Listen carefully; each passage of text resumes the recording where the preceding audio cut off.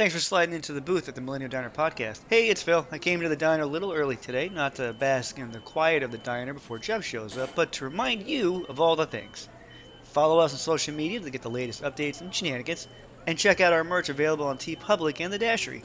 Just search Millennial Diner Podcast, you'll find all the things executive producer Megan has created for you to consume. Well, not eat, like buy. Don't eat a shirt. Do check out all the t-shirts, sweatshirts, and stickers if you're feeling generous. Now I see Jeff entering the diner, so let's get this show started. Enjoy.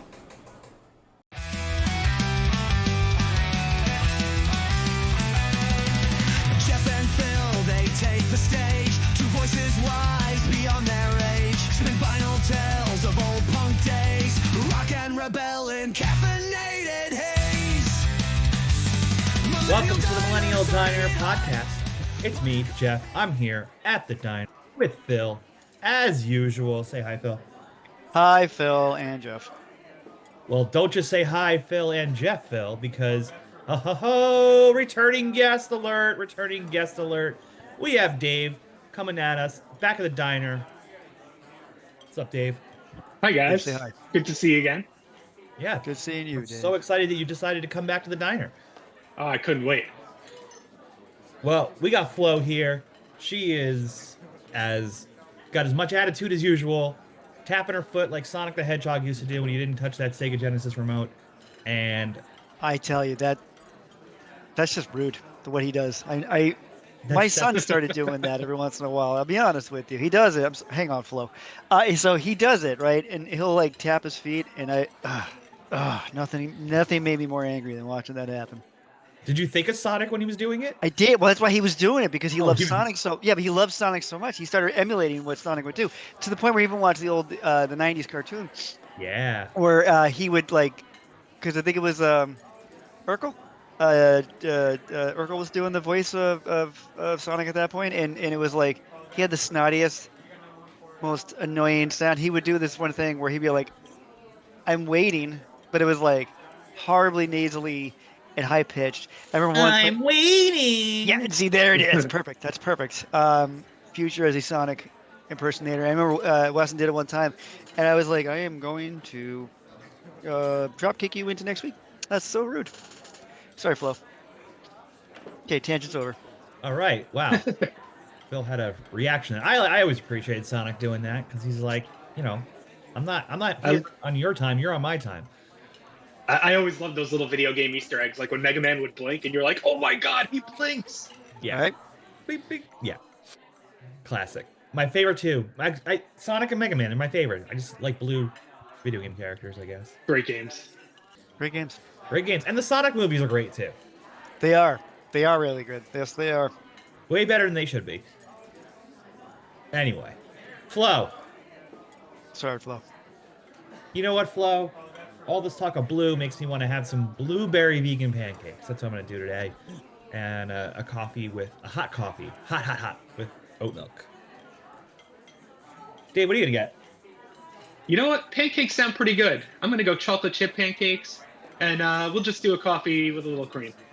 Excellent. So Phil, is it gonna be a hat trick on the pancakes? Here we go. Let's find out. No, I'm gonna have a rye toast with a little bit of butter and a black coffee. That sounds good. All right. You know, Well, if you Coffee's look all at the around. coffee all around, but if you look at the sheen really, really soft, it does look like the coffee is blue. oh, well, there's nothing blue today. Well, actually, there is some blue in here. A little bit of blue. We'll get to that. But we are here because it's time to throw a party for the album after the party, the 2017 album by Pennsylvania's own The Menzingers. Everyone cheer at home, applaud the Menzingers.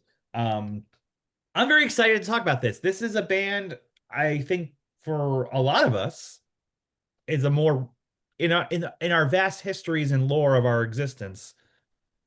In our lore here, this is a band we found later in life. I feel like, 100%. but yet somehow, when you listen to them, you feel like you've been listening to them your entire life, which is, I think, the gift this band gives the world. It's funny you say that, because listening to them, it's like I will hear hodgepodges of other bands, and particularly because there's the two singers, and you're always gonna get me when there's two singers, and like there's like the hodgepodge of different sounds that are in there. I'm like I can hear other bands in there Yeah. that I know that I've known for Yeah, years, right? That I've known for years. absolutely. Um, I think there's one song on here where like I hear some replacements in there. Hmm. Um, Hmm.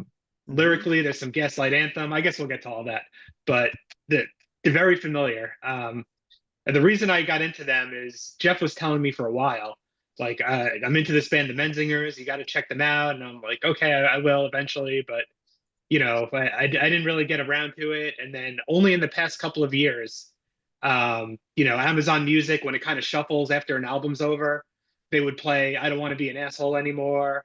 They would play America, I Love You, But You're Freaking Me Out, which are great songs. And so finally I'm like, okay, I like it. Let me start going. And I just hit After the Party and I was like, oh my God, this is the most perfect album.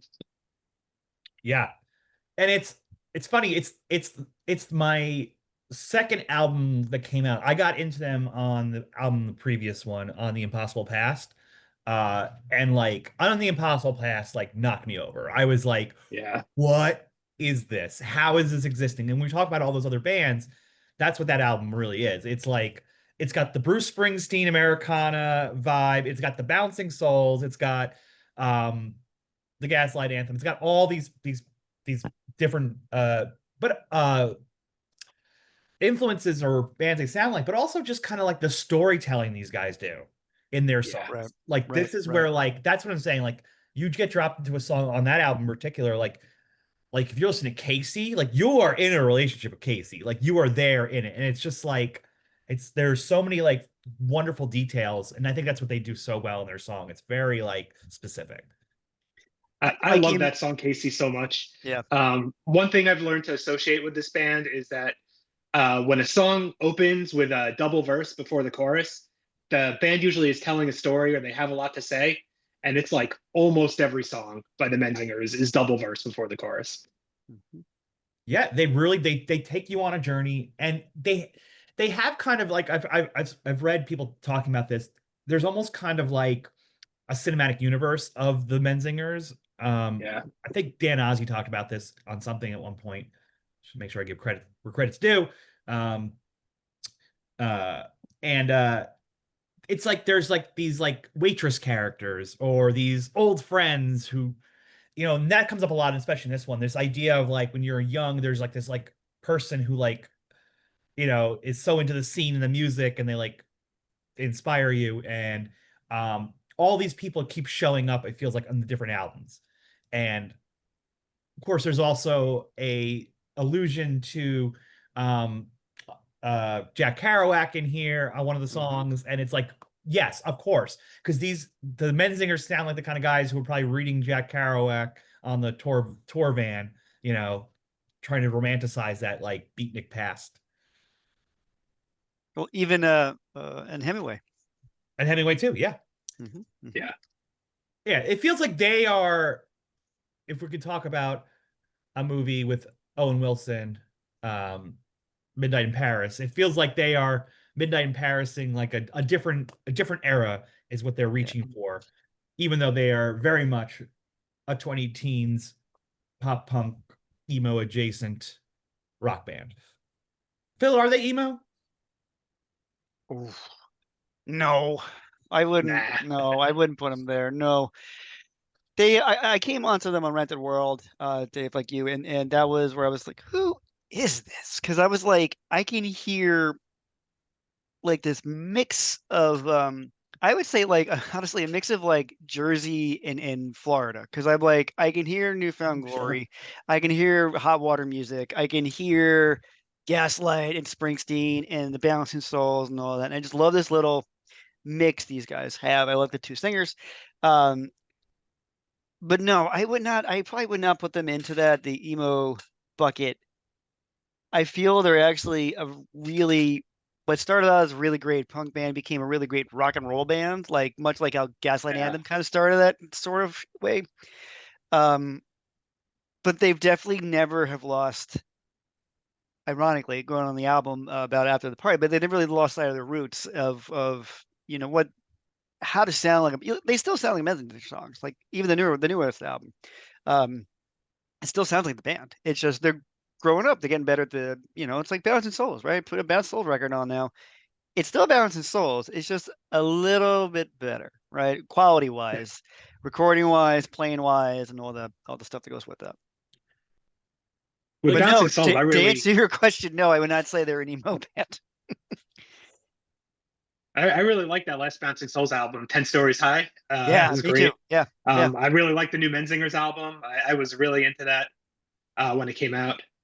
Good stuff. Yeah, they've kind of the Menzingers in particular, I feel like now have kind of gotten to this place where they know who they are in their sound. Mhm. And because you mentioned Rented World, Phil, that you got in, that was the one after on Impossible Pass. So right. yeah, so that was actually the first one and that was new for me. So I got the Impossible Pass and then Rented World came out pretty quickly after. And I liked Rented World, but it wasn't on the Impossible Pass. So I kind of was like, Rented World to me was like, oh, this is kind of like their well, I'm not an asshole anymore is such like an anthem and it's so fun to sing along to, but it definitely felt like, oh, they're going a little bit more pop punky on this album. Right. So I was like, okay, I guess On the Impossible Pass was a moment because if you look at their other previous two albums, that's when they were kind of first like cutting their teeth. They kind of started off, they really wanted to be kind of like a political punk band originally, like a Clash or something like that. And then they kind of I'm blanking the names of the first two albums right now. That's okay. You people at home on the internet, you can look it up. And then on Possible Pass. So then when this album comes out after the party, it wasn't so much like a return to form. It felt like they took what worked in those last two albums and they've honed it in, and this is their sound. And I feel like past this album, this is really like chapter one of what I now think of the Menzingers completely. Those two albums will be A Lesson in the Abuse of Information Technology in 2007, and then Chamberlain Waits 2010. Chamberlain Waits, that was it, yeah. But it's funny you put that like that because it's kind of like when we look at AFI. AFI definitely has like different chunks of time when they're like bratty punk band, goth horror punk band, and then emo punk band. Like punk's always there for them. It's always in there, but like there's definitely different. I don't want to use a Taylor Swift analogy and say eras, but I will say it there. There's definitely little eras, all of that. Also, Taylor Swift originally from Pennsylvania. Well, there you go. Who knew? Wow. Well, that makes me think that before we dive in even further, Yeah. since Dave is back with us, we wanna pose. Last time you came, you gave us your Mount Rushmore. This time, is there a new Mount Rushmore you want to give? Well, we got two options here. So I can do a quick Mount Rushmore of bands that I think haven't really been discussed on here yet, or I won't be able to. We can put one together of Pennsylvania bands that are top tier. So I'll leave it in your hands to make the choice. No, I want to hear what you think we're doing wrong. Yeah, Oh. that's much more interesting to me. I want to know what we have to do better. All right.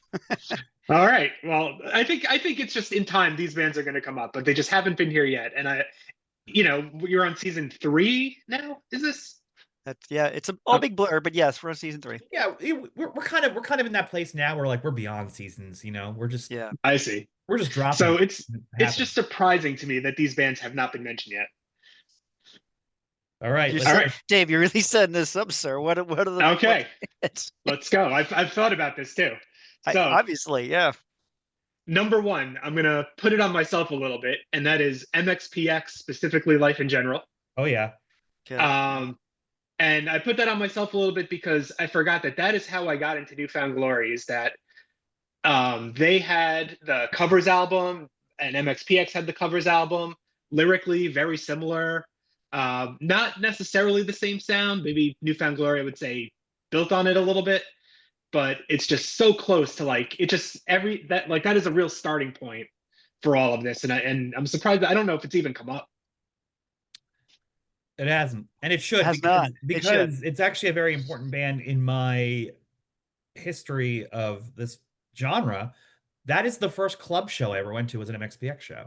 It was MXPX was it really? and the Hippos Hell yeah. at the Roxy in Huntington. That is like the oddest Wow. combination of bands. Yeah. All right. And I remember going to that show, and I had my first taste was Warped Tour. That was the first time I saw a lot of these bands live.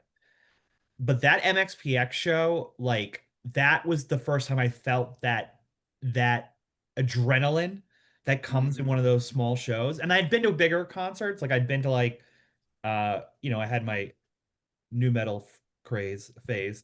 So I saw Korn in like a coliseum in an arena and stuff like that. But and Rammstein. Let's not Oh, yeah. what? And What's Ice that? Cube. Anyway. And Orgy, Wow. favorite band show. Wait, did you Um, see Ice Cube? yeah, Ice Cube was there. It's the Oh, Family Values tour. Wow. Up. It was crazy. oh, the Family Values. Oh, now this all makes sense. Okay, I was like individually, I feel like when did you have? Oh, but then no, Family Values tour. But Gotcha. then that was a big concert. I had never been to a club show, and to me, that's most of the shows I've been to now in my Yeah. 25 Yeah, years of being alive. Uh, Something like that, right? something like that. Yeah, Yeah. mathematically, yeah, that makes Yeah, sense. yeah, yeah, yeah. That was mostly club shows. So MXPX started that for me. Like that, that's why they're a crucial band. And you're absolutely right, Dave. We have failed you, and we will get on that. Maximum Plaid will be discussed going forward. All right. Is that their real name? Maximum Plaid is I Yep, that is Magnified. magnified plaid, magnified plaid. magnified plaid. But now I want them to be called Maximum Plaid. That'll be All the right, cover band. all right, Dave. Where All right, that's number one. that's Number pretty good. two. What's number two, Dave? Where can we do Number better? two, a little smaller, but Further Seems Forever, Moon is Down, I think is just a beautiful, lyrically dense album that needs to be talked about. And it's the one where Chris Carrabba is the singer and the songwriter. When then they kind of just told him, we just want your lyrics. We don't care about any instrumentation or writing music. We just want the words. And he delivers. It's great. It's after the first Dashboard album, but it's you get all the Chris Carrabba goodness and all the almost post-hardcore musically, but not the singing. Yeah, Yeah. Further Seems Forever was always an interesting band. Like I feel like it was always so funny to me. They had that one album with Carrabba, and Yeah, then Dashboard took off, and that was that. yeah. And then the two that followed it are good, and then they do another one with Chris Carrabba. Oh, they did. So they've got four good albums, but that first one is just something else. okay, Further point taken. Seems Forever. So, fun story. I wrote a pilot once about the emo scene, and the title was Emo Seems Forever.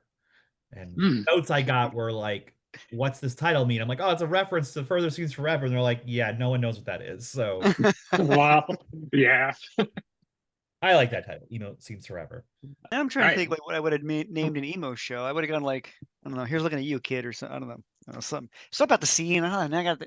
Let me think on this. Go ahead. Something quasi-violent, but also Yeah, right. Scene. loving. Yeah, yeah, but loving. The What's murder what's scene. number three? What's number three? Number three, I'll go Weezer, probably the Blue Album. I don't think has Uh-huh. come up. Again, hit after hit on that album. Pinkerton too. One weird song on Pinkerton, Which, but which is the weird song on Pinkerton? Across the Sea is a little uncomfortable. Kind of Yeah, it's not great. No, it's not great. skip that one. There's an honesty in that song that's maybe TMI, Too honest. Maybe keep it on the inside. I would say the higher highs on Pinkerton are better than the songs on Blue Album, but I probably listen to the Blue Album more. So I'll say the Blue Album. It's like kind Yeah, of a I get that. I mean, I heard their 30th anniversary tour in the Blue Album was super fun. I heard they like had a whole like show where like they were like in space or superheroes or something, and you were like helping them like fight the villain. There was a story they added to it. Um anyway, I don't know. So they're that's just cool. stealing from the Acrobats. What are they doing here? That's what I Basically. was saying. That's exactly what I was thinking. Yeah, they're basically well, is the Aquabats number 4? Because No, I think. Did you talk Acrobats about the would be- Acrobats? No, we've never talked about the Aquabats. Oh, I didn't I don't realize even that. know. I don't even know if they've ever even come up on the show. Talk about Aquabats. they might have because we Interesting. talked about Travis Barker, and it's That's hard to true, talk about we Travis did. Barker Okay. without mentioning his illustrious career with the Aquabats when Blink-182 stole him from the Aquabats. And Yep. there's an alternate universe where the Aquabats are one of the biggest bands of all time if Travis Barker had stayed with them. Think about that. Oh, the multiverse. All right. What's number 4 then, Dave? So numbers of four is a big one in the like 1994, 1995 versus like 2004, 2005, and that Okay. is Rancid and Out Come the Wolves. Yes. Well, Mr. Dave, you're going to be very excited because there is in the near future. Well, I don't know how it will work when this album comes out, but at some point, At some point. this album, this episode, geez, we're never doing albums. We have an album rank episode coming soon on Rancids. Uh, We have Out Come the Wolves in the chamber of schedules eventually to be covered. that's awesome because that album is just insane. An album that is now 30 years old. Yeah, But we also have a Rancid episode coming up that's where great. we just talk about the albums. So All right, covering a Yeah. double, perfect. Yeah. See, Phil, I just said that, and now you just said it. yeah, see, now it sounds like my idea. I see. Phil's idea to Yeah. call the Rancid albums. There are a lot more Rancid albums than I realize. One. Yeah, Two, Out Come the Wolves has way more songs on it every time I listen to it. I feel like I feel like it takes adding Mhm, songs mhm. every year. It multiplies. They're up to 462 songs. but a great closer. Um, oh my god, I forget the name of it, but it's about Operation Ivy Yeah. and something to the Oh, Bay. I can't remember it right now. Phil, you got it? yeah. Journey I'll to get the it. Bay. Journey to the end of the something. Yep, that sounds Journey to the end of East Bay. Or of East Bay. Okay. Woo! I got there the second before it came up on the screen, but I was like, nah, that's Journey to the end of the East Bay. To the end, Well, to the end, we'll journey to. Sorry, no, yeah, I'm it's a just great saying. song. No, I'm just saying Well, songs. Phil, I'm glad you were not telling lies when you Took told your me. idea? Yeah. Well, Uh, I don't even know whose idea it was. I don't even know anymore either. Lars At this point, Fredrickson and Tim Armstrong showed up outside my house and shook me down and said, "What are you doing?" with his spider web of a head now. But we are now talking. We talked about so many bands, but we are here to talk about the Menzingers. We are going to have some cheesesteaks. No, we're not. We're having pancakes. It doesn't. It kind of rhymes. Yeah, yeah, yeah. Anyway, this album came out in 2017. It's one of the best punk rock albums of all time. Some people say. Some Yep. people. We Some maybe. people being Jeff. Yeah, Yeah. me. And it opens up with an energetic, raucous opening Holy called cats. Telling Lies, um, which asks the question and really sets the stage exactly of where they are in their lives at this point is like, what are we going to do now that our 20s are over? So this is the Turning 30 punk rock album. It is the realization you are Uh, not in your 20s anymore. And it opens like a concert. Like it really does, right? It just got Yeah. this awesome, yes. big, bombastic opening. Sorry, Jeff, go ahead. As you were. I said it. That's it? Oh, okay. I didn't want to steal like I'm already stealing thunder. I don't want to keep stealing it. So no, but great opening track, great opening riff. Keeps going the next song after that with the riffs. But yeah, dude, the what are you gonna do when the 20s are over? Which is funny because when this came out, I was more like, well, we're closing in, and what am I gonna do when my 30s are over? But that's okay. I had the same kind of concept. No, it's nice to be able to look at it from the being past this. You know what I mean? Yes. Yeah. Because you could answer that question for them. You're like, what are you gonna do now your 20s are over? Well, you're gonna be a lot more tired and you're going to not go to as many shows and um your hangovers are going to be really awful, which is very important. I need to talk about this with this band. This band, and I know Dave, we recently spoke not at a diner, and then you have yet to see them live because again, I know. you're pretty new into your Menzingers experience. Phil, have you seen them yet? I saw them once. Once. Once. This they tend to, or at least for a while, are some of the drunkest shows I've ever been to. Oh, They are a drinking, like the band itself, while they are drinking, the crowd, for whatever reason, is a drinking crowd when they watch Yep. a band. And it's like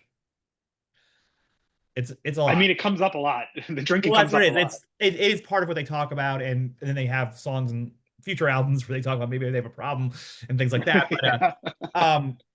yeah, they are a big drinking band. That's something we didn't talk about, and they're an unassuming drinking band because it's not like I think about like Dropkick Murphys. I'm like, Well, it's funny because the crowd, when I think about it, the crowd I saw Menzingers with was very reminiscent of a Dropkicks show, which I've seen Dropkicks a lot. And actually, the last time I went to see the Dropkicks play this last St. Patty's Day, and the Menzingers were the opener for the next night of the show. Not the okay, one I went to. They were the openers for the next night after me. Um, so that was pretty. No, I had who did I have? Oh, my opener was Hot Water Music, the Bouncing Souls, and Dropkicks. That's I what mean I got to see. that's a pretty great Good job. It was a show. it was a good show. No, it was a good show. Yeah. Yeah. I will say this also thing about the Menzingers and drinking. That's probably why the last time I ever crowd surfed was at a Menzinger show. Oh, They played Jeff. the Roxy in Hollywood, which is a small place. It was 2013, and that was well past my crowd surfing age. But again, everyone's drinking, having beers, having a great time. We all had the foamy mugs, and we're all going like this for Oh people man.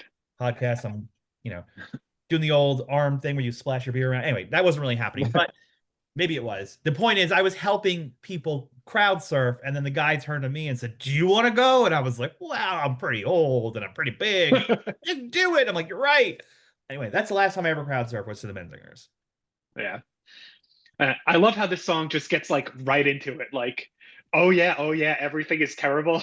Like, there's no, it tells you exactly what this album is going to be right off the bat. Like, we are not young anymore. And, this is where we came from and this is what it's going to be like. Yeah. No, it's a bleak view of getting older. It's like, well, the fun is over, But And it or the also party is over. the parties because it also begs the question of like, well, was it fun? Like, if you look at the bridge, right? We've learned on this show, Yeah. always go to the bridge because the bridge is going to tell you everything, yes. right? It's I don't know. It really, like a tension you can cut with a knife, like a wedding ring that never fit right, a car alarm, a decade lost, like a subtle sound. It doesn't sound very good, right? That the 20s don't sound like a whole lot of fun, but that's kind of what the fun of the 20s of your 20s is, right? It's just kind of there's a lot of ups, it's the bet and a lot of downs. Like literally, it's like the best and the worst of times. What Yeah. book was that? The best of times, the worst of times. That's But Dickens. Dickens, okay. Again, I think I talk about this, but like, there's definitely some like odd nostalgia that's going on for the 20s, even though how rough they were. There was still kind of like I feel there's some love in there. It's like because basically the song is very like fuck it, we're gonna be fine, but like I just can't believe we made it this far. Like right, like this Yeah. is. But then what are we gonna do tomorrow? Because you're so because like I remember turning 30, and turning 30 to me felt very much like I'm an adult, right? Mm, Like I'm a grown up at this point. And to be fair, I was at that point because at that point I was married and had a kid. So I was like yeah.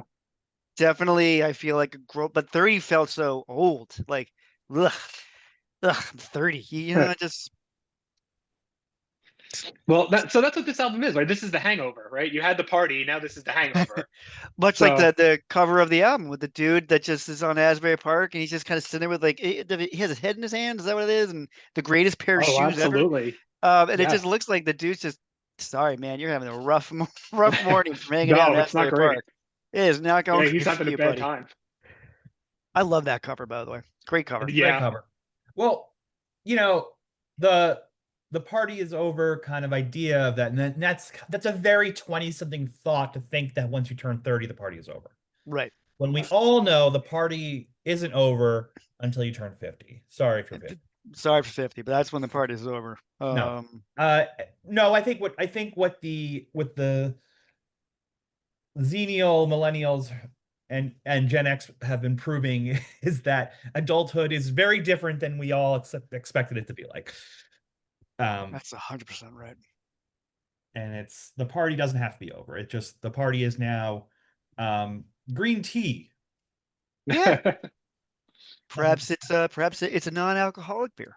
NA. Yeah, we it could love be. an NA. NA L- cocktails. Why are Love NA good NA. cocktails as expensive as real cocktails? Tell me that, Phil. That's a really great question. I've been wondering that myself. I've been wondering that myself. Yeah. Well, it's just like maybe I don't need, you know, 10, 20 beers. I'll be happy with just a nice virgin pina colada. And that's fine. That's where we're at in life. That's okay. Well, Phil, do you guys want to jump in a van and go hold up a liquor store and demand top shelf metaphors? Because we are thick Abs. as thieves at like the song title of track two. Oh my gosh, this song. This song. Can I just I love the riff, opening riff of this song. Awesome. It's an Yeah. awesome riff. Yeah. Awesome riff. Good. Man, it's so good. Oh my God, I just completely lost what I was going to say. Um, That's what happens when I hang out, I know. oh no, I lost it. Okay, go, keep going. All right, no problem. We'll keep going. I just want to say, like, this is a good time to talk about the two different singers. We have Greg and Tom. Yes. Um, the first song was a Greg song. The second song is a Tommy song. And yeah, what do we think about the two voices on these guys? So it's actually interesting to me that when you first get into a band, or when I first get into a band, you can't always tell that there's two singers. And then after time goes by, you're like, wow, how did I ever not realize there were two singers? Like, there are people that get into Alkaline Trio and they're like, oh, I didn't know there was two singers. And now I'm like, what are you talking about? They don't sound anything alike. Yeah. And so now I'm getting to the point where I can like tell them apart. But in kind of like, reading about the band and stuff like that, I found there are people that don't like the Tom songs. I think that's kind of Yeah. crazy. Yeah. There are people really? Wow. Yeah. All right. Yeah. Well, I think he has it not so this album was interesting. I think the production of this album makes them sound a lot more similar than they actually are. That's fair. I feel like, especially on the last two albums, they sound more distinct. So I don't know if that's Yeah. maybe his voice got a little deeper at this point. I'm not sure. But yeah, I think that Tom's that's what the Greg songs tend to be. Well, I always thought the Greg songs tended to be the more like bittersweet, hopeless romantic type songs, and the Tom Yeah. songs seem to have a little bit more anger and edge to them. Oh yeah, sure. So Sure. it's like the Dan Matt from Yeah, a Alkaline little bit. Yeah, Trio. yeah, Yeah. a little bit like reverse. So like Matt is more like um Tom, and then Yeah. Dan is more Yeah. like uh Greg. But yeah, it's I don't know. I mean, I guess if I was to name my favorite songs by the Menzingers, they are all Greg led songs. Yeah, So- I mean they do but that doesn't lean mean I don't more. like the Tom songs. Yeah. Yeah, this is a great song. I remembered what I was going to say, and that's like I do enjoy a good bro anthem, and I feel like this is, a little bit of a manthem, a little bit of Yeah, a, yeah. these are my guys, we're partying overseas. But all right, I'm gonna be that guy this episode. But I think there's a thing with this song about distance. Yeah, And I for think it's sure. the realization that you've gotten old. Like, yeah, you were thick of thieves, but this is always against me. Is the way they sing it at the end. We're in it and on our knees with an ocean in between. Mhm. Right. I feel like there's such distance now between these friends, even though at one point they were thick as thieves, and maybe they still are. Like mentally, like you still like need if anything was happening, like like you'd all come together really quick, right? It'd be like it's almost instantaneous thing. But there's such distance between them, which could also I always took kind of like an allegory of growing up, right? Everybody kind of spreads out, right? You're like we were all in college together, we all hung out together, but then as years have gone on, we've all spread out and gone to other places in the country or even the world. And I feel that's where this is kind of like this weird nostalgia look again at something that uh one of the best opening lines I think ever held up a liquor store demanded top shelf metaphors. I mean, just love that line and everything else that goes with. It's such clever, so clever written. But I So think Phil, that's yeah, I was gonna say, I think that's a good point because actually one of my criticisms of this song was that I sort of lost the metaphor a little bit with the chorus yeah. because the on your knees part throws me. On our knees part. The distance in between, I've kind of come around to thinking that's the distance between them as a band and home. Mm. That's the Oh, ocean in between, or like I the get it. life at home as people are moving on past them. But I do lose it at on our knees. Like, I'll give you that. I've always was like, I don't know, this. maybe as a raised Catholic, I got used to going to church and being like on the church pew and on your knees for portions of it. So I just kind of thought about that. Okay. Um, Look at Phil, good Catholic over here. yeah. Oh yeah, yeah, might absolutely I am. Let's I see if might he's have good questions Catholic about on a that later later. song. Yeah. Um, Yeah. no, I agree with both of you kind of. I think what's interesting is like I always thought this was about them. This is the band Mm-hmm, song, right? hmm hmm Yeah. They say like while the six kings made our getaway, like they're getting their booze and they're just like they're always on the road, building castles with cans and bottles, drinking like they do in novels. I know they'll catch me in by and by, but tonight you are my alibi. That's like the thick as thieves, like we're best friends thing. Um, yeah, but on our knees, I mean, are they exhausted? You know, Oh, Could be. okay. I mean, at like this point, they, they've been doing this for over a decade. Yeah. yeah. And I wonder if that's like the after the party feeling is starting to creep in there. It's like we Ah, are out here doing this and we're thick as thieves and we're drinking, we're having blah, blah, blah, but we're on our knees because we're tired. Like it's the Hmm. ooh, is this coming to an end kind of thing? Oh, like defeated. Okay. Yeah, good. or you're throwing up because you'd be on your knees for Or you're throwing up. the Also porcelain defeated. chip. Also defeated, right? Yeah. I mean, yeah. Who has done that?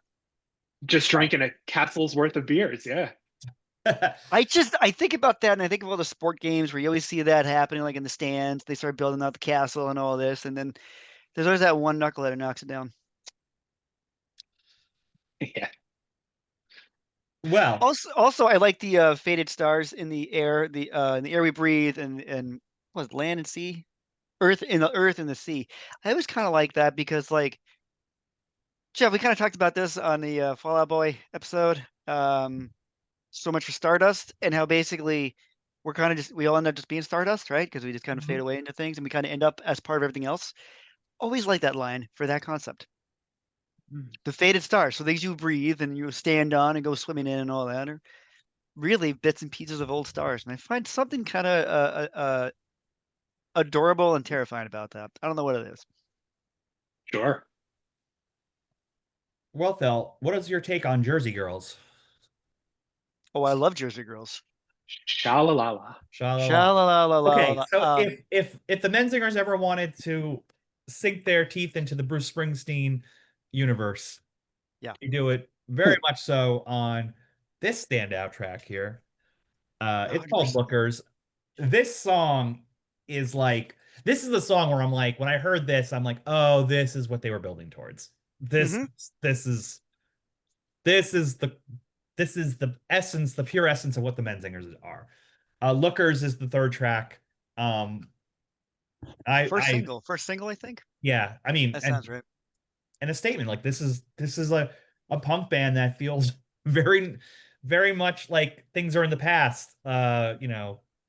When we were both lookers. I think it's such like a it's such an old-timey way of saying something like being good looking. Like, Like it feels very like 1940s or like I don't know. Yeah, and the references to On the Road and the Shalalala. So much of it is a look back Yeah, in time. and the Wonder Bar. Julie from the Wonder Bar. Julie, this is the first time we've had Julie because Julie pops up later. Yeah, so Julie's a I character. assume Julie is the same character. Yeah, Wonder Bar is a bar in Asbury Park, New Jersey, Yep. not far from the Stone Pony. Not far from stuff. And the Wonder Bar has one of the creepiest icons ever. I forget the name of the character, but that thing stares at you. It's creepy. Is that big face that's Yeah, like the big face. Yeah, the big face. that, It's kind of just like piercingly looking at you. The kind of crazy that they eyes. used that Yeah. as the logo for Skate and Surf Fest back in the day, right? That big Yes. yeah. Yes. So yeah, a lot of reasons why when I heard the song, I have a lot of connections to Asbury because of that time. Skate and Surf Fest days are days I can't believe existed. No, it does When, not make when I any go Yeah, to when sense. I go to like when we were young, and I'm like, no, we did this, but it was like $30, and it was yeah, like all $30 a this day. in a shitty hotel next to the shitty venue, and all these bands played, and they were nobodies. I just think about things like that, and I just like, man, we were spoiled and didn't even know it, man. I mean, whew, goodness Well, it gracious. always it always makes me feel vindicated Dashboard Confessional song. Dashboard Confessional song. Yep. Uh, because I felt like at the time, especially those early 2000s and mid 2000s, like going to those shows, I was like, it feels like we're in the middle of something huge. But it wasn't because it was small, it was local, and like it didn't feel huge, but it felt I was wondering if it was huge, and now here we are 20 years later, we can look back and say, oh, it really was Yeah, monumentally Yeah. huge. And like Monumentally yeah. huge. The first thing you need to point out about this song is that it is incredible. This is Yeah. like an unbelievable song. It starts slow, you're almost like zooming in. I feel like I have a picture in my head of like where it says lost in a picture frame, the way our bodies used to behave.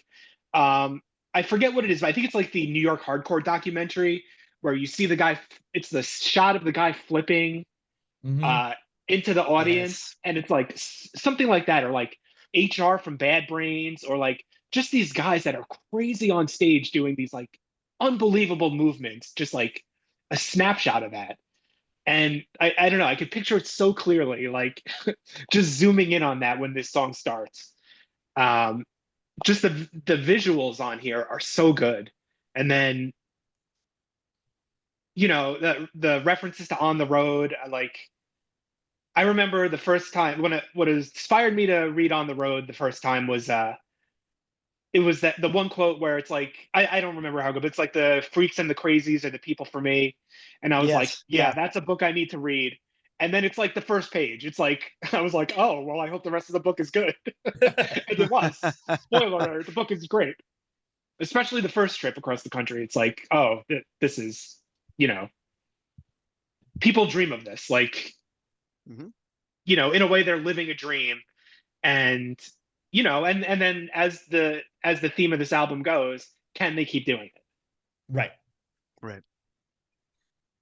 Yeah. There's a lot of nostalgia in this, and also whimsy, and also he really kind of gets into the if oh, I forget what song it is later on. Oh, after the party. I think it is. Doesn't matter. We'll get to it. When like it's embracing these little fleeting things, right? That seem fleeting, like the Yeah. snapped picture, right? It's some dude flipping on something, right? Or HR being crazy HR up there. And like we'll hold on. I know this because I remember this stuff. Like I remember this one time Vinny from the movie Life like got in my face to sing, and it's like his face was like right here, right? And that image is kind of just burned in my head, and I think about that whenever I hear the band, and that image helps evoke so many other things, right? I think about so it's like we kind of see things in like fragments, right? Looking back, and then that evoke another emotion or another thought, and with that, and I love that that's how this song kind of comes about. Is he looks himself at in a photograph, and then just starts blossoming from there. And he calls himself, the little Kerouac. He's running with Dean and Sal, and but then there's the stuff where it talks about the nicotine haze. It's a haze, or is Yeah, it? In Yeah, a the cloud full of cloud full of nicotine. nicotine, right? It's just there's this wonderful, again, romantic thought where because like smoking's absolutely terrible for you, but like I'll still say it, but it looks kind of cool. It really does. Yeah, You know what I mean? visually smoking is great. Visually, it is like one of the coolest things. Fantastic. It's fantastic. I like watching it in movies. I think it just looks Right. cool up there. I'm just like, wow, that's really cool. Fucking Spike from Buffy used to smoke, which is hilarious because he doesn't actually breathe. So how could he actually smoke? But whatever, it looked cool. Don't smoke, kids. As a former smoker, don't do it. But like, it looks Don't cool. vape either. And don't vape. Supposedly that's just as bad or worse. Um but there's some romantic quality of it. Like I remember there's one photo of Patrick Stump putting out a cigarette in like a club somewhere, and it's like this smoky black and white photo. But I'm like, man, Patrick looked cool. Made that look cool. He did. He did. I'm not gonna lie. Well, the visuals coming in here is kind of like the big thing here, right? Like, Yeah. Yeah. like going back to that, what Dave, you kind of mentioned that too. It's like even like the description of like those Jersey girls are heartbreakers, and he talked about Julie from the Wonder Bar. Still wonder where you are, because I know the old you and you know the old me. Like this idea of people who knew us when we were lookers, like Mm-hmm. knew the real version of us, like that Mm-hmm. it's this reverence for the past and who we used to be, and like where are the people who know those people?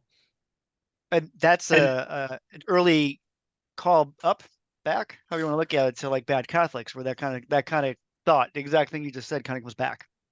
Right. But most important about the Menzingers and this song for this podcast, the Menzingers settings are often in diners. Like, That's true. Yes. Yep. Yes. and this is no different. I mean, this is, there's a song on Impossible Pass where he's like, he knows the type of cigarettes his waitress smokes or whatever at the diner. Um, Yeah. and here again in the back of the diner in a cloud full of nicotine, that's the teenage memory. That is the memory of just being in these diners. And um again, it's funny because like the the words that he uses and the vibe feels like 1950s. Yeah. But we know he's talking about, if we go by his actual age, when he was a teenager in the diner, it's probably like the late 90s and 2000. 2000s, right? Yeah. Yeah. It's like Yeah. 2000. Right. So it's like, again, it's taking what we would say is our modern time and putting it in this lens of the Well, past. it's just like Brian Fallon, Gaslight. Yeah. Does the same thing. Does the same thing. Yeah, and I think lyrically this is the most Gaslight anthem-ish song. Yeah. Like Yeah. you could see them writing a song like this too. I mean, I always go back to the opening of this song, and Dave, you mentioned how it's slow, but the poetry of this and lost in a picture frame, the way Yeah. our bodies used to behave, like that is so. Whether like you're looking at something you're younger and you're like, oh, I used to not have that on my arm, or I used to like, Yep. not have that in my stomach, or whatever it was. It's like, oh, my facial hair used to not have gray in it. That's exciting. Um, yeah, but just the way our bodies behave, to describe it like that is so evocative. I love that. Yeah. I do miss the time when I had more brown hair than gray hair in my beard. But we're now at the point where I think I've turned the corner and I now have more gray hair than brown hair. There you go. Success. Phil, is New Yeah. Hampshire a Midwestern state? Gosh, it sometimes feels like it, but no, sir, it is not a Midwestern state. I actually sometimes even feel like a Southern state up here, but no, it is not either a Southern state or a Midwestern state. All right. Well, Nor track is four. Pennsylvania that. Is Pennsylvania a Midwest state? No. I think for the purposes of this song it is though. Because Okay, well, sort of. Well, Pennsylvania's so big. I think if you go one half isn't, one half is. Yeah, well, because Pennsylvania, I mean, being from New York, you always joke around. Pennsylvania is Pittsburgh and Philadelphia with Alabama in between. Right. Right. But yeah, Midwestern states. I mean, this is. Yeah, I want to hear what you guys think about this one. I love this song. I get hung up on this song so often. I think about it all the time because there is like a little story entirely within this song. And so you have to figure Midwestern states in this case is somewhere in between, Pennsylvania, Scranton, Pennsylvania, and Chicago, right? Because Yep. that's kind of where this story takes place. But I think it starts off with a story that has only continued to this day of like, we went to college because we were supposed to, and we didn't do something, we weren't doing something that we were really into, and now, we're kind of on hard times, but and then it comes to the chorus and it's like, well, I need to get out of this place. But the thing that I think about this song the most is that they don't actually do it. And like there's like a sadness in there that Mhm. I think they only make it as far as Chicago, and then that's it.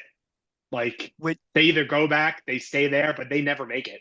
Yeah, LA is only 2 days away. They keep saying, and then Yeah. you said LA is only 2 days away, and it's like, yeah, it just seems. Well, they never make. Okay, so I just looked up what are the categorical Midwestern states.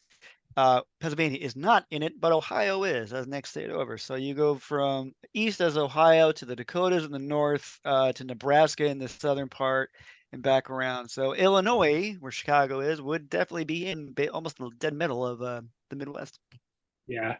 Just Midwest is just an allegory for like all the struggle, right? Which Yes. it's funny because when I think about the Midwest, I always feel like you got to be kind of tough to be from the Midwest because it's a lot of farming, but it's also that's where the Rust Belt is. That's where the a lot of industrial jobs were. Like that's also includes Michigan, in the Minnesota area. So you have a lot of the industrial work along the Great Lakes and all this. Like, I feel like it got to be kind of tough to be from the Midwest. Mostly because I just feel like I don't. Now this again, someone who's on the outside looking in. I don't know if how great the economies are in these areas and if there's a lot of job opportunities and so on and so forth. Based on this story, I would say there's not a lot of opportunities for these two characters who are college educated people, mind you, Yeah. right? They got worthless degrees, which trust me, I have an English degree. I understand completely, but they are educated people who just can't seem to get going, right? And I think they've used the allegory of the Midwest to kind of talk about that and how bright, sunny California, or even Denver, Colorado is the other one, right? But LA, sunny Southern California, it looks so bright and shiny. But it's such a dream that's something they would like to go to, but can't seem to get there. Well, it's also, I mean, again, going back to this like older, I don't know, like Americana romanticism. I mean, go west, go west, young man. Like that's where your fortune is. Like that's why you're trying to get to LA. You're trying to get to this better life. But it's also interesting to me too because I think it works on two levels. Because yeah, it's about these two characters, this guy and the girl. It sounds like in the beginning, but this is also again could be the band, right?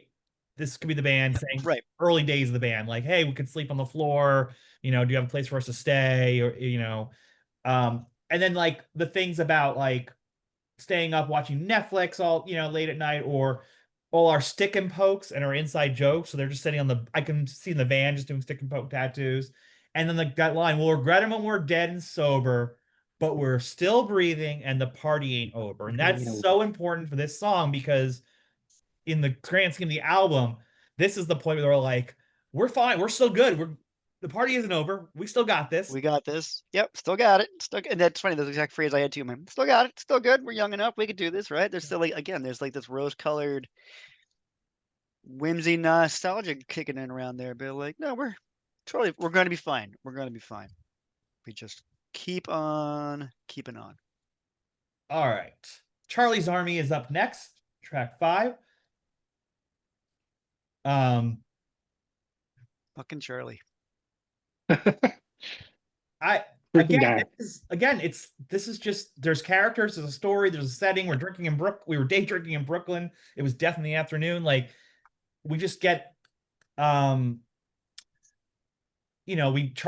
is this girl's ex-boyfriend who is mustering an army to come after him. Yeah, this is basically Scott Pilgrim in a song. Oh my God. Okay. It's just the idea that I just love that it's like Charlie's army is coming for me. I mean, it's just the assonance. I think that's what it is with vowels, right? It's just the Charlie, the big A, and the army. You kind of have this lovely wordplay, right? But like, yeah, there's an army, particularly if you're like, look, I've known plenty of people from Brooklyn. Like they're friends with like 50 people, and they're gonna bring an army to come after you. And I totally get that. That's so like the idea of Charlie having this army in Brooklyn makes me laugh because I'm like, no, that's probably dead on, man. That's probably right there. Yeah, I don't know. I don't have a whole. I actually picture Ben Affleck in Mallrats for some reason. I don't know why. Just like that kind of personality. Oh my God. It's gonna be a very uncomfortable place. The back of a Volkswagen. Yes. Oh my God, that's what it's gonna be now. Whenever I hear this song, I'm be thinking about that. That's hilarious. It's interesting, but he doesn't have an army with him. That's just who I picture. Yeah, he's got Ben Affleck, Casey Affleck. Yeah, you got Matt Damon with him. I think for me, I like this song. It's pretty good. I think it's a little bit of a step down from the first 4 songs. Yep. But it's a fun song. Like when you get to the chorus, it's like it works, right? Then we go into House on Fire, which is the next track. What do you think about this one? I really appreciate this one as a Tom song. I think maybe, without thinking about it, maybe his strongest song on the album. Yeah. Ooh, I like that thought. Yeah. I just like the idea of like, are you actually living your life? Like, are you gonna stay in this house while it burns? Are you gonna like get out and do something? Like his world at home is burning away. It's not what it was anymore. And is he just going to stay there and drink himself to death, or is he going to go out and do something? And just a really good song. The chorus is good. It's got a big "you've made your bed now, or are you gonna lie in it" kind of feel to it, right? Like, yeah, like Sure, yeah, the whole end of the song is we set the house on fire and we ain't going nowhere, right? yeah, Like, so it's all just burning down around you, dude. I mean, but I love the idea of what, because he's asking you, have you fulfilled your purpose? Like, yeah, yeah, get up, like like it's like let's go to the we're gonna go to Clerks now, where it's like shit, I got off the pot, yeah, like yeah. it's just I think that's exactly what the song is saying too. It's just people keep pulling him back in too. Like, oh, you want to get high? I've got beers. yeah, You want to stay? He's not even leaving. He's moving from room to room inside this burning house.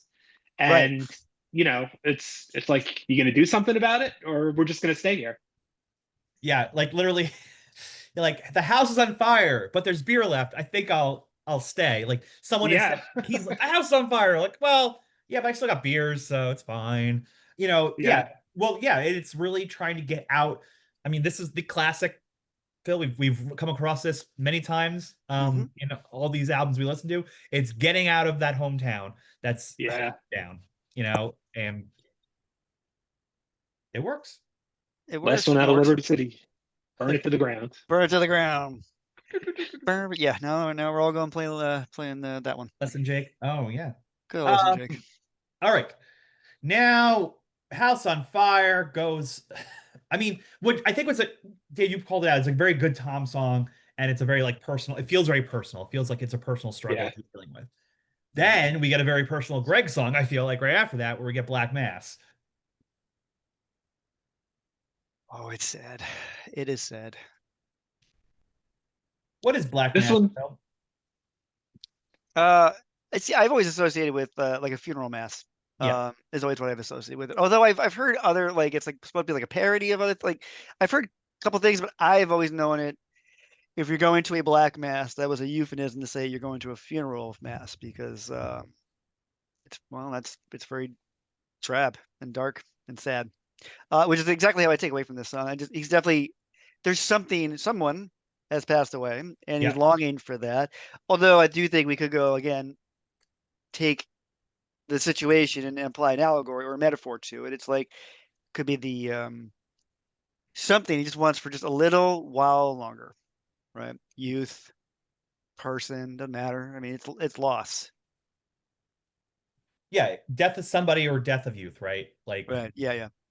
you know what? I thought this was like a ending relationship song, and I think maybe you're right. I think maybe this is an actual someone passed, and Well, he's missing that person.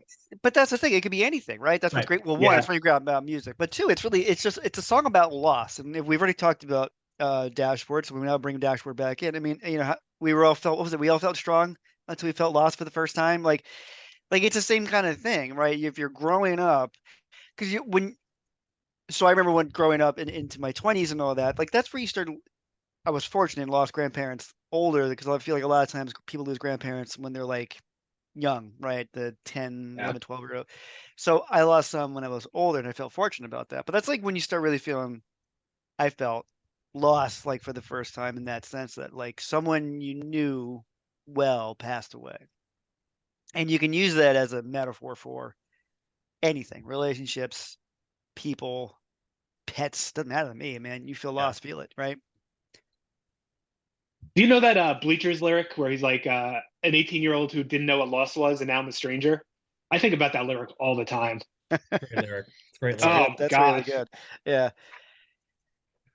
Uh, just one more thing on Black Mass. I mean, I think this song is very much pointing towards direction they're going to go a lot more in the next few albums. Because Mhm. this is where it really the folkiness kind of comes to the forefront, and this is the one with that like that thumping bass the whole time. Yeah. Like there's I feel like on these last two songs, this was the part in the album they're like, oh, this is where we're headed after the party. This is kind of like what we're going to be doing a lot more of. And I think these two songs, Black Mass and House on Fire, both kind of capture that. Eighth track, Boy Blue. You're So my boy, Blue. Blue It's always finally funny. comes around. Hey, Sonic, my boy Blue. Blue, Sonic. Mega Man, and was that Old School? You're my boy, Blue. You're my Yeah. boy, Blue. Just dust in the wind, man. We're just dust in the wind. So good. All right. Well, how do we feel about this song? What do we think this song's about? How about even beyond that? I think I think this one and Bad Catholics kind of go hand in hand, where like he's back home for like a wedding maybe, Yeah. and he's just seeing all his friends kind of moving on without him. They're getting married, they're going on with their lives. Maybe there's a drug thing in there, the Boy Boom. Blue and the Silver Spoon could Yeah. be, but I don't know that there's any other context in there to really say that that's the case. It's so funny. I took it so differently than that. That's so funny. That's why I Oh, love doing this stuff. Because like I see the boy blue, I'm like, okay, sad. Okay, the yeah, sad, the sad. But with the silver spoon, which is like rich. So I was like, is yeah. it just about the sad rich boy who had no struggle and then suddenly had a struggle in something and like fell apart because it was a hard struggle? Always when I mean, they very well could be. that's what I always went with. Where like, say goodbye to the bride and groom. I feel like he was like, I don't know, she broke up with him and he's dying in the living room, right? This guy who's never dealt with an ounce of struggle in his life suddenly has to deal with something and is not prepared for it. That's always the part that you're not prepared for it. I think that's always the part that gets me with this song. But that's why I love doing this, man. Because I'm like, no, I kind of see that too. Because I can see that coming home. Because like the 20s, that's the time frame people get married all the time, right? Yeah, And you come absolutely. home, you come home for the wedding, and you see everybody you used to go to high school with or college with, and you're like, so and so got older looking. Now they're married. Now they're divorced. Mhm. Now I don't even know. They've gotten very large. I don't even know however you want to put it. This song also a little more grungier sounding. Yeah. Yes. Uh, Jawbreakery. yeah, Jawbreakery. yeah, definitely. But yeah, I think as far as what you guys have been saying about what it's about, I think it's a little bit of it could be all these things. It's a very much like open interpretation, whether it's somebody who never had a problem, now they have a problem, whether it is someone literally a drug overdose. Like I could even read it like, is it like the sister's fiance or something who's disappeared to the drug problem? There's a lot of things there, but ultimately it is this feeling, I think, of like it's sad. It's like you can't go back, and like eventually Right. you're gonna be blue about it. All right. You're my boy, Blue. I'm just gonna keep Oh, saying that Blue. because that is one of the funniest fucking lines in any movie ever. God, is that movie funny? All right, Phil. I know you're a good Catholic, but we're gonna talk about some Yeah, something bad. I'm the standard by which all are measured. And I feel bad for you if that's true. Oh, bad Catholics. The amount of people I know. Yes, no, I would never really have said I was a very good Catholic. I was we did do church every Sunday for the longest time. And then The Last of Us were oh, what's that thing you do in seventh grade? I completely lost what it's called now. Confirmation? There it is. Bar You have a mitzvah. confirmation no, that's you're like 15 for that. How you're like Oh, 13. that's 13. you're 13 Yes, when you're a man. when you're and but then eventually we became what became known as bad Catholics. We were the Christmas Easter Catholics would only go at that point. And then we just stopped going. And that's where we Did ended you up. always dip Oh, out before communion started? Oh God, I wish I could, but no, my father would keep like a vice-like grip on me. Plus, I have to admit, I like the communion part because you got something to eat. little That's snack. little snack. That's what I took away from it. Yes, that's the part I took away from communion is I got something to eat for sitting here for 45 minutes. Thanks Well, for what the do they do wafer. before they go to church in this song? What do they do? Yeah. Get a little high, drive They Yeah. around. definitely they got No big high. I deal. love the Yeah, bottle clear eyes and clear appetite. eyes. We were Oh my gosh. pillaging the Turkey Hill on Main Avenue and West Side. So that's just like eating a tub of ice cream before church. No, I looked up Turkey. You know what Turkey Hill is? It's a It's gas station. Oh, I thought Turkey Hill it's the was same also ice. company though. I think they have ice cream. I think it's the same company. It's like Is it? the Okay. It's like yeah. Stewart's, where like Stewart's is gas stations and root beer.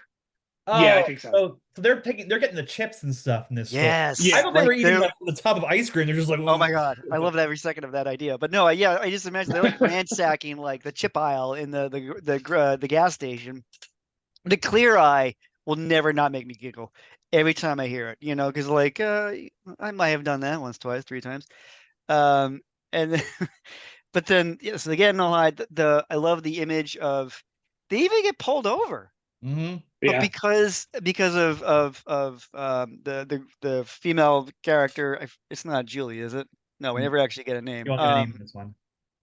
I'll pretend it's Julie. So I like think it is because though. I would yeah, think it is. Yeah. but because of Julie's good name, right, and who her father was, more importantly, they get off with whatever it was. Um, and then he goes, and then they go. He knows exactly who this person is, and they grow up, and maybe there's the wedding, right? Oh, there's a church picnic where he goes and he sees her again, and she's like, "Here, this is my husband," and very strange to see her as a Yeah. church wife, knowing very well what they used to do together when they were 16 years old. This is very much the Bart Simpson and Reverend Lovejoy's daughter song. Uh, we're That's gonna perfect. have a That's perfect. Simpsons connection to it when he dated her or tried to, and she was a bad girl. Um, whatever that means. Yeah, Be whatever it means. but overall, just I mean, the chorus rules. Yeah. Like great sing along song, like really fun song. No, the song is so fun. I love the story of it. There's like, I know who you are. I know who you really are. Yes, I've seen Yeah. it. Yeah, I've seen it. Well, She even says to him like, "Oh, I'm glad you found your way," or something like that. It's something like that, and to Yeah, like and he's like, like wait a "Yeah." second.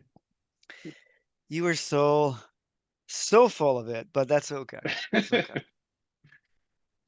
Well, she had some wild years. That's what we're saying, right? That's what And I'm That is what saying. we're what saying. better way to go into that is the next song, also a banger, with a with a great chorus that you just want to Yeah. sing along to. Your Could Wild Years is the next n- track. Now that we've gotten this far into the album, can we applaud the sequencing of these songs? Mhm. Like they just the one time I definitely kind of get with you though, Jeff, on that like Charlie's Army kind of feels like I don't know if there is a good place to put that song. I'll be honest. I just feel Yeah. like it just seems kind of out of place. But like the sequencing, like we're building toward the second to last song, and then really the last song is what we're doing at this point. And now it's like the fact that your Wild Years is going to lead right into the bars, right before after the part. So like we're really building up and ramping up to the conclusion of Yes. the album, where it's like it's almost conceptual in a sense. Mhm. I think it's. I mean, the way this album sticks to themes also is like when you consider there's two songwriters, it's amazing. Yeah. They're both on the same page. Um, yeah, the sequencing is amazing. When you get to like Black Mass, actually almost feels like an interlude as well Yeah. because it's like connecting the two songs. And yeah, absolutely. I mean, there's so much that goes into this album that's just perfect. This song, again, we're going into Philly lore a bit here. Like Yeah. we're going to show in New Jersey. So maybe we stopped by and saw Julie at the Wonder Bar. But it's at after I drive you home while you slept in the front seat for a show at the Stone Pony. Watched you wake so goddamn sweetly over the Walt Whitman Bridge back to Philly. So we're getting like very specifics of what they do, where they spend their time. Mhm. Yeah. He has trouble sleeping, and the remedy of trouble sleeping, of course, is to fix a nice stiff drink in the morning. Um, and then but it's just like it's something quick that'll cure my conscience. What does that mean? Like, is that like liquid courage? Is that basically what that Yeah, is? I was thinking maybe even hair of the dog. You wake up and you gotta Yeah, drink a little to get right. yeah. And then the great chorus comes in with a little Irish in your blood, Polish in your name, and Boston in your attitude. Which is now that I live up here, I completely understand what that means. I 100%, hundo I would percent. not get into an argument with this person. No, they'd wreck you. It'd be like you'd Yeah, be done. not They'd be. Hmm. What do you think is the reason he's afraid of where their future is going? Because he says, because you're the kind of girl that deserves the world, and I'm just the kind of guy who promises the world. Is he having doubts about himself? Yeah. Yeah. for Yeah. sure. And the reason, glad you brought that up, Jeff. It's been a while since we've done one of these. I'm really I know, excited I to know. kind It's of like, get it. oh, So it's like it's kind of getting all the rust off and all this. But yes, I think there is, and I think it's because of the chorus, and I think it's because they say you repeat numerous times just the way you were raised, and I feel Yeah. like that gets into the concept that I don't want to end up like how our parents ended up, right? That our parents raised us a certain like were raised a certain way and raised us a certain way, and it was maybe they drank too much, and maybe they did too much of this or did too much of that, and he's like, I don't know if I want to be like that. He was like, you got drunk in the afternoon with your father in the living room as television broke the silence. I mean, nobody was talking, Yeah. right? And like, it's the realization. I think doubt has come in, right, Jeff? Just like you said, it's doubt in their. I don't know if it's a relationship, but basically what he could bring to the table, proverbially, like that. He feels like he's only going to give her exactly what she's had, yeah. right? Well, it's the thing. She says like I had this like wild, past, right? But he's Yeah, also saying like, well, we kind of still doing the same thing. Like I mean, and that's the thing. Like he's drinking so much in this song right. alone, Yeah. drinking himself back to sleep, drinking, getting drunk at her parents' house. Just Yeah. so like, yeah, Well, because he even called out the boxes that are former you, and it's kind of like, is this the former you? right. I don't think we've kind of gotten anywhere out of this. Right, because that's the thing. Like maybe it's him realizing like, oh, I need to change, and I Yeah, maybe I'm not going to be able to in this situation. Yeah, I think he feels like an imposter a little bit, like especially, spending the weekend at her parents' house. Like he's like, I'm not, this is not my life. I'm not supposed to be here, And I think actually that he brings that up a lot in like other songs, like No Place in the World for Me. Hmm. I actually think Obituaries on Impossible Pass is kind of in that same Yeah, vein, where he's like, where it's all just like, I'm not supposed to be in this space. Like, what am I doing here? This is right. not, I'm not comfortable here. Um, yeah, so yeah, for sure. Definitely agree. Well, where do they end up? well, that's the thing. He ends up at the bar The or the bar. bars, and so yeah, if The, we're starting to dwell on maybe drinking's not going well for us, we come to the song "The Bars." This reminds me of like a pup song almost. Like Yeah, I I can't can remember which hear one that. it's. Yeah, like something off of Morbid Stuff, but I can't put my finger on the exact one. But it just sounds like it a little bit, and the way he sings "Strangest of Places" and things like that, I could just hear it. I'm like, oh right, not pup. But I can hear it. No, this one for me, I think it's summed up in the verse with the nightstand memorial to hmm, pass libation. A sudden fear of phone vibrations because like that's like, oh, what do they do? Right? People are like Yeah, texting you or calling yeah, you like, yeah. What did I? what do Oh, I do now? last night you were. Ooh. Ugh, too hungover to sleep, too tired to stay alive. Bezos, bile, and bills, which is great alliteration, but also Mhm. the drugs, throwing up with bile, and then the bills that you obviously aren't paying because you're spending all your money down at the bar. And then there's so much time to kill. Just such a good song. Good song. Good song. But there's also kind of like, you know, the chorus is like, why do some people make you nervous and others drive you to drink when the bars are closing? Like, oh, it's you came in like he came and take care of the problem like he wants to because the bars are closing. Like, yeah. Right. Right. And then it almost feels like he's like accusing his friends of not being there anymore. Like, again, sticking to the theme, his friends are gone. Like they've left him. They're like, they're not doing this anymore. They're not living the, 4 right. a.m. still drinking lifestyle. And Yeah. he's like, where are they? Where'd they go? Yeah. Someone's got to say like, hey, what are you gonna do now that your 20s are over, bud? So you gotta sober up. Well, When are you going to quit this nonsense? when are you gonna realize that the party is over? Yeah. Ooh. Oh, nice segue. Ooh. All right. You know what? So penultimate song, Phil. Penultimate Penultimate song song. and titular track. How do you feel about that? That this is like the like if you did a Venn diagram of all the greatest things that can happen on an album, this song would appear because it's the penultimate song. It's also the title track. It is deserving of the title to be named the album to be named after it. It is like the linchpin moment we're finally getting to. Actually, Lynchpin would be a starting point, so I take that back. It is like the culmination moment of the whole album, but we're not done. There's still one more after this, mind you. There is, but this is a song, man. This This is is a the song. song, man. This is the song. This is there's just those songs that stop me dead in my tracks whenever I hear them, and this is one of them. Like I just feel all the feels when I hear this song. It's very evocative of a very specific type of life and time and place, Hmm. and I think that this idea of this person who was so influential to you and you looked up to them and like you see them now and you're like, oh, that was what it's all about. It was about dancing in the Yeah. basement. It was not about anything else. And that's all you still want to do. You don't, the party ain't over because it doesn't have to be because we still have the Right, music and we still have right. Yeah. all that. And I mean, very much like the basements, the hard, the listening to Minor Threat and your old roommate's bed, Yeah, yeah. like, old roommate's band, like these obscure Yeah. hardcore songs. That's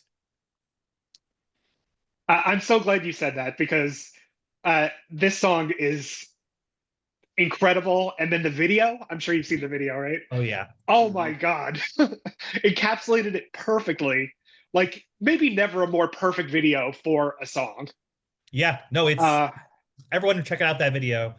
that video tells the story of the whole album. Like if there's a Yep. story of the album, that video Yeah. tells it. For me, it's the Russian nesting dolls. I think that Yeah. image is first off the fact that they even got that in there, like lyrically is I because I couldn't even my my Yoshi. I'm not even gonna try the Russian nesting dolls. Is how it's always. I used to love playing them as a kid.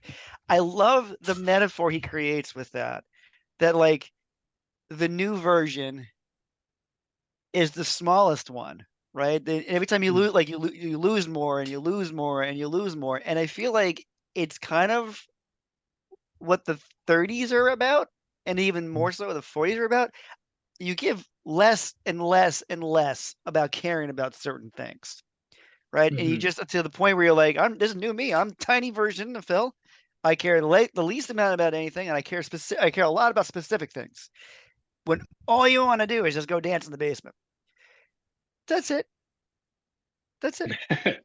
Would you say, Phil, that is the Russian nesting doll of fucks to give? Yo, I love that. Ah, Absolutely. Yes. I am now down to perfect. this many fucks to give. I just that image is so great to watch. And like she has them lined up, or I think that's what it is. It lined up on the shelf. And this would seem like a deterioration, right? Go from big to small. It's actually not. It's going from like it, it's a lot like Jeff, you said earlier about the band, where you said this was the album where the band kind of really knew where they were going, right? What they were doing, and they knew how to put an album together, and then they knew how to do all this. And I feel like that's kind of where this is. Like they're kind of going to this point here. I make this weird triangle image with my hands, folks who can't see what I'm doing, but like this is what they've got to the point. This is who they are. This is what they care about. This is what they want to do, and I just love that concept of the Russian nuts and dolls coming into play to be what she's trying to do. She's shed her skin and is now anew. Yeah. I mean, but also like shedding her Kiss the skin give. and find the old you. Like that, what I think what you said, Phil, this is Yes. what being in your Yeah. 30s and 40s is about. It's when you finally realize, hopefully, that like, oh, there's a pure version of yourself. Find that, Mhm. reconnect to that version of yourself. Yep. You know, and whether that's like, oh, you getting back into your old hobbies or listening to hardcore music on laptop speakers in the basement. Whatever it is, it's like find who that real you is because after the party, after all this bullshit happens and we like are trying so hard to connect and everything, what's gonna be left? You're gonna be left with the person who you're gonna listen to those songs with. Like, who's the person who's gonna keep listening to all that music with? Who's gonna sit there on a podcast with you and talk about emo and punk albums for hours at a time? These are the people that are important. And that's what matters. So after the party, it's me and you. It's to me, it's like this whole time they're worried about the party ending, but really, it's pretty great after the party because we're still here. Yeah. Right. And it's not And going to end. Yeah. Yeah. It's And different, then changes. yeah, and then the visual imagery throughout this whole song, it like the coffee grounds and the coffee cups, and um, ah, just like everything is a picture. The silhouette and the high tops, the Russian dolls, of course. There's just so much going on in this song. Oh, the kaleidoscope. Mm-hmm. There's so much to it. And then when he just starts screaming, "The night we lose our self control to the sex and drugs and rock and roll," that part is so great. Like that must be insane live. I was gonna say, I was waiting to say, like when I talk about like seeing this band live, this song, when that opening, like that guitar Yeah. opens up and they go into this song, like it is like it's just it's a spiritual experience. Yeah, the sex and the rock and roll. Oh, Yeah, it's yeah, it's incredible. And like this is also to their credit as songwriters. Like they do this thing very often. I haven't pointed it out before, but here's a perfect example of it. I navigate around your tattoos, said you got that one on a whim when you were breaking up with him. You just told me this whole story about this person and like yeah. in three little short little lines. Like I understand that whole conversation and like, what's happening here and what it entails. And it's like, oh, I got that tattoo on a whim when I was breaking up with him. Like, who is this him? It sounds like someone important, right? Like someone big and like I don't know. I just love how they do that Hemingway thing, Phil, where they They it's a do. little, but there's a lot there. You gotta think about it sometimes. You gotta look at that line and be like, well, wait, hold up. There's so much more beneath the surface that connect all that together. Yeah, no, it's big time. And then even we put miles on these old jean jackets. It's so like it's just so classic rock and roll. Yeah, Like there's a rock band touring since 1950 to today. Someone's wearing a jean jacket. exactly. And then yeah, and Menzingers are very much jean jacket punk. So Oh yeah, yeah, and that's very flannel. Yeah, yeah. Um, but yeah, we're talking about the chorus. I mean, everyone wants to get famous, but you just want to dance in a basement. You don't care if anyone's watching, just as long as you stay in motion. And to me, that's it, right? Like you don't need all this stuff. You don't need to be famous. You don't need to like you could just dance in the basement. And like there's something um I don't know, it's almost like I don't want to say like it's Buddhist or something. It's like you don't need it. You don't need all this other stuff. You have everything you need. yeah.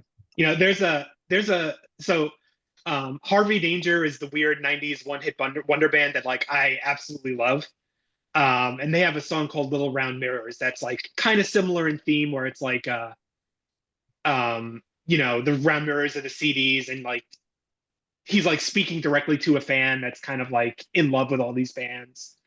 And I think ultimately the theme of that song is like it's not worth it, but we'll skip that for now. But yeah, But it is that thing of like you still have this thing of having this music and like and it's like actually not everyone wants to be famous. They just want that experience and they want to hold on to it. yeah, I mean, I think it really hits me because like I think about the bands that we saw who did become famous. Like we saw so many of these bands start off who just were people from basements, yep. and we were witnesses to these like incredible careers, like we talked about earlier a little bit. Like, um, but yeah, not everybody wants that, Yeah, and there's something pure, and I think there's something purely punk about that idea of like there are people in punk bands to this day who are like, I don't care about that. I just want to like play our songs to people. And I think that yeah, it comes, and that's where it started from, right? Like punk band, Yeah, if you start playing punk music when you're like a teenager or whatever, it's just because it's technically easier to play, so anybody can do it, and it's onboarding is easier. I guess is the theory of it, but it's just because you just want to do it because you have a feeling and you just need to get it yeah, out, and that's all it is. And that is yeah. what I think the real genesis of punk is. It's just like I don't know if I'm a musician, but I got something I need to say. I like that. I like that a lot. Well, I always say, Phil, What do you say, Jeff? podcasting is easy, just like living. Oh, living's easy, huh? Oh yeah, what a breeze. It's super Only simple. a fool. Only only a fool would think living could be Only a fool easy. would think living could be easy. The final track, Final track. Marty. It's a killer closing track. I'll say that. Killer. Yeah. Yeah, it is. This is Jeff, one of those rare albums. I think it has a great opener and closer. This is a solid epilogue. Keeps with the themes again. Um, the visual imagery again is stunning. And following after the party is not an easy task either. And No, they really pull it off. Well, it's funny you say that because like it is an epilogue because after the party is the end of the album, 100%. It's the end of the album, right? right? Yes. Yeah. That it makes so much sense that you would end after the album called After the Party would end on After the Party because you went through the party. Now you're at the end. But Right, you're at the end. But the epilogue really brings to it because it's like there's this journey they went on, and maybe they realized like, oh, our 20s being over isn't the end of our lives. But Yeah. buckle up, it isn't going to get easier. Yes. Well, and I will amend that slightly, and I'll say that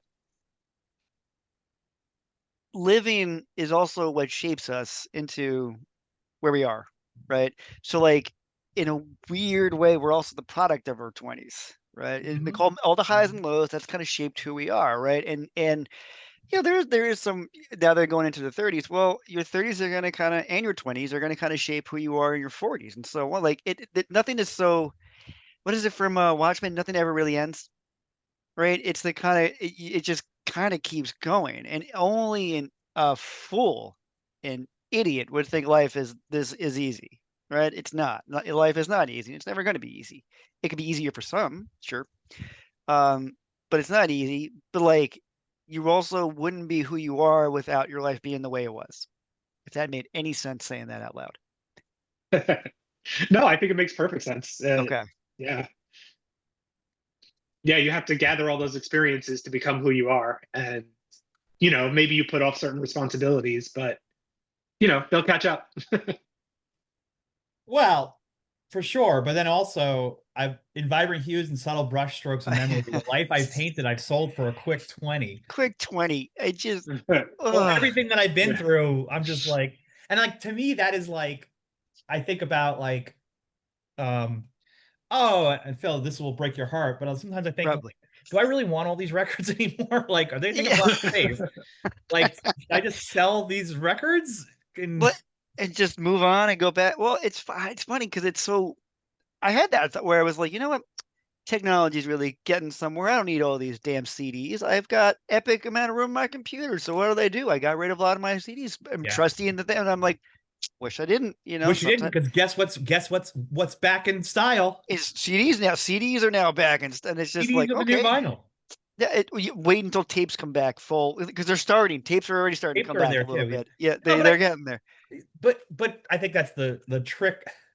That's the When I trick look of this. The Menzingers are a throwback, nostalgic writing band where they look back to the past and they put things in like these like romantic tinted glasses, rose tinted glasses of the past or whatever, even if it's tough. And we're talking about physical media, and we grew up in a time when it looked like, oh, we don't need physical media anymore. But now that we're in a world where we see where the world's going, we're like, you know what?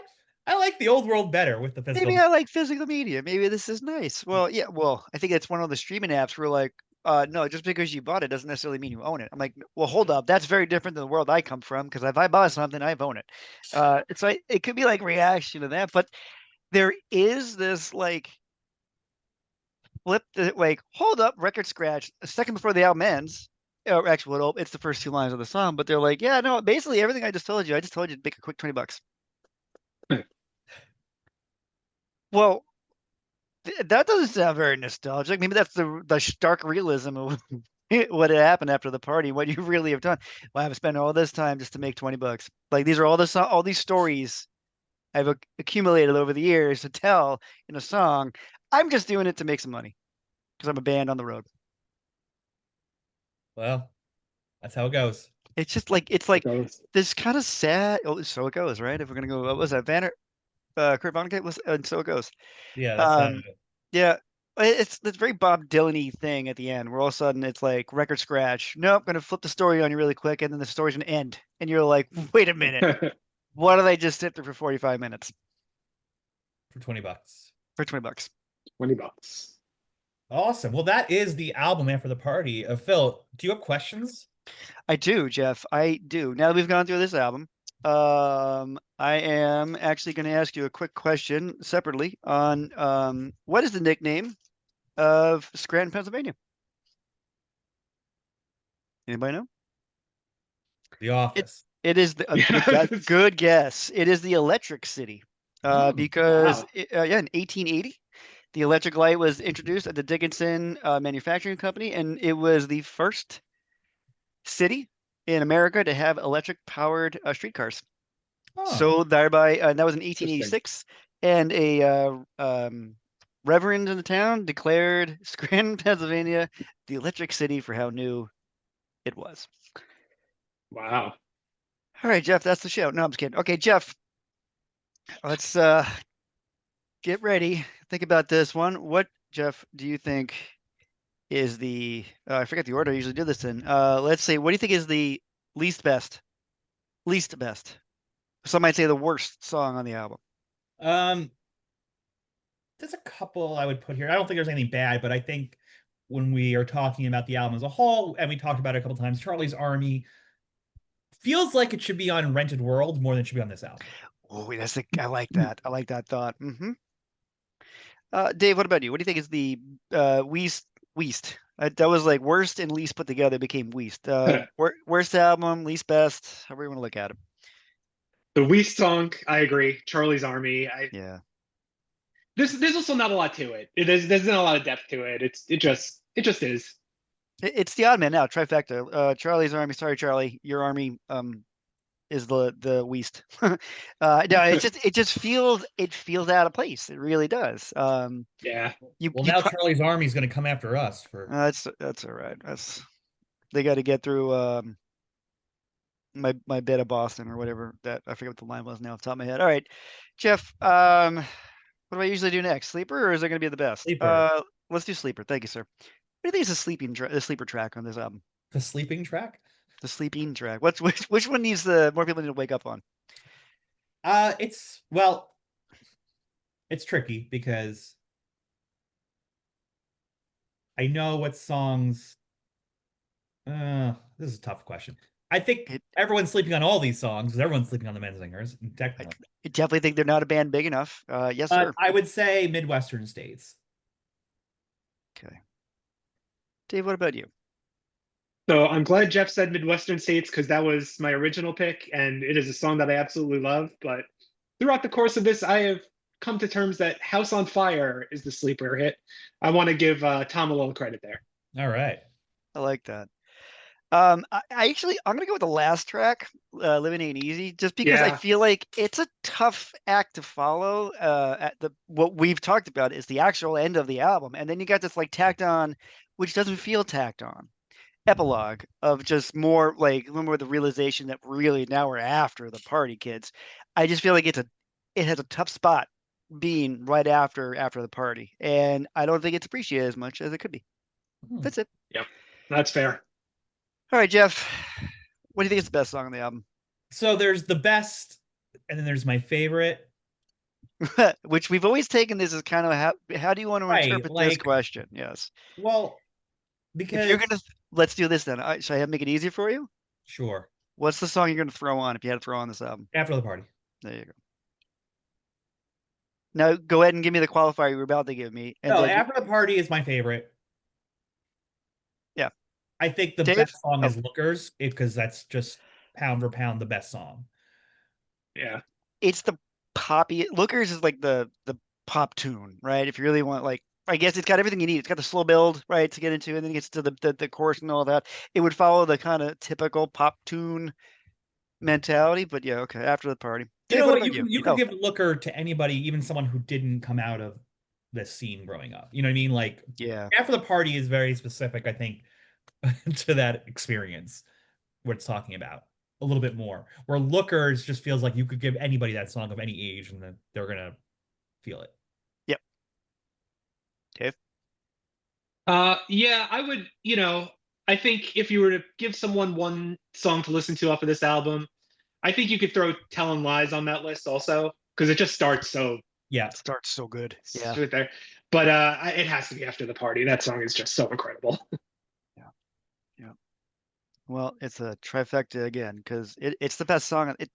It's the song I'm like, yes, sir. I'm good. It's funny, Dave, though you said Telling Lies because I'm like, no, that's a killer opener track. It really is. Yeah. Just the kind of that opening, just the way the band kind of starts, ba ba ba, but then also the riff, the next song. But yeah, after the Party, the song, it's the best song on the album. We're building up to that song the entire time, and Yeah. it doesn't quit. Right? It's just a great song. Great song.